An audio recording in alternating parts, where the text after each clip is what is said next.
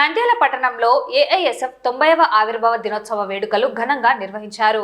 ఈ సందర్భంగా నంద్యాల పట్టణంలో విద్యార్థులతో ప్రదర్శన ర్యాలీ నిర్వహించారు. కార్యక్రమంలో జాతీయ కార్యదర్శి, రాష్ట్ర కార్యదర్శి, జిల్లా, పట్టణ నాయకులు, విద్యార్థులు పాల్గొన్నారు.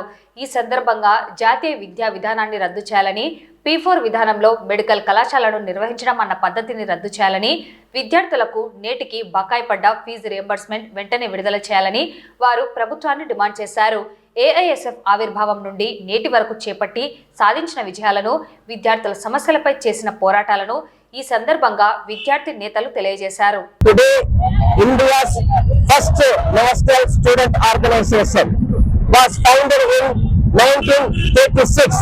This only student organization, All India Students Federation (AISF), fought against British colonial rule for our Indian independence. Like Hemu Kalani, there are many martyrs hanged by Britishers. They gave their lives for Indian freedom movement. So this is the 90th foundation day of AISF. So in Nandyal district, we are celebrating with a rally with a huge number of students.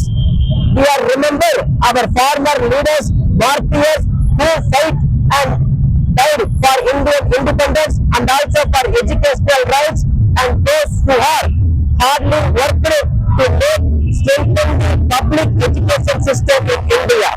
అఖిల భారత విద్యార్థి federation AISF 90వ ఆవిర్భావ సందర్భంగా దేశవ్యాప్తంగా పెద్ద ఎత్తున ఉత్సవాలు జరుపుకుంటా ఉన్నాం. ప్రధానంగా ఆంధ్రప్రదేశ్ రాష్ట్రంలో నంద్యాల జిల్లాలో రోజు ఏఐఎస్ఎఫ్ జాతీయ ప్రధాన కార్యదర్శి ఈ వేడుకల్లో పాల్గొనడం జరిగింది. ప్రధానంగా ఈ ఏఐఎస్ఎఫ్ 90వ ఆవిర్భావ సందర్భంగా ఏఐఎస్ఎఫ్ గా దేశవ్యాప్తంగా డిమాండ్ చేస్తా ఉన్నాం.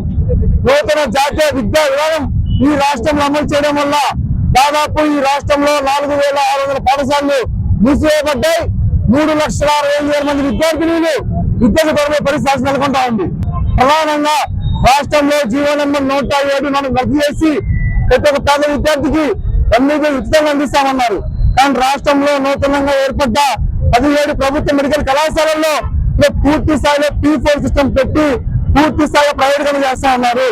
ఏఐఎస్ఎఫ్ వ్యతిరేకిస్తా ఉన్నారు. అదేవిధంగా జీవో నెంబర్ 70 చేస్తా ఉన్నారు. 70 రద్దు విషయం లేదు. ప్రధానంగా నా లోకేష్ గారికి ఈ సందర్భంగా తెలియజేస్తా ఉన్నాం. మీ రెడ్ బుక్ పక్కన పెట్టి విద్యారంగ సమస్యల పరిష్కారం కోసం మీరు కృషి చేయాలని కోరుతా ఉన్నాము.